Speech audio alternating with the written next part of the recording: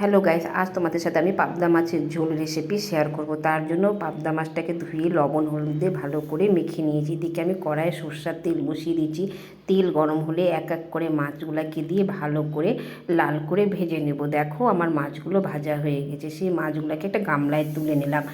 তারপর তেলের মধ্যে জিরা শুকনা লঙ্কা দিয়ে যখন হালকা লাল হয়ে যাবে আলু দিয়ে দেবো। আলু দেওয়ার পর স্বাদ মতো লবণ, পরিমাণ মতন হলুদ দিয়ে আলুগুলোকে ভাজার জন্য এইভাবে দিয়ে দিকে আমি একটা মশলা করে নেব।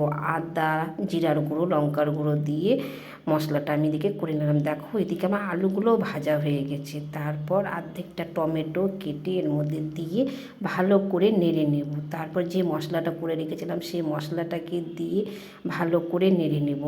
নাড়া যখন হয়ে যাবে কয়েকটা চিরা কাঁচা লঙ্কা দিয়ে ভালো করে এটাকে আমি কষিয়ে নেব। দেখো আমার মশলাটা কষানো হয়ে গেছে, এদিকে আমার তেলও ছেড়ে দিয়েছে। তারপর জল দিয়ে এটাকে ভালো করে যখন ফুটে যাবে ঝোলটা, তখনকার এক এক করে মাছগুলোকে দিয়ে ঝোলটা আমি ভালো করে ফুটিয়ে নেব। দেখো আমার মাছের ঝোল তৈরি।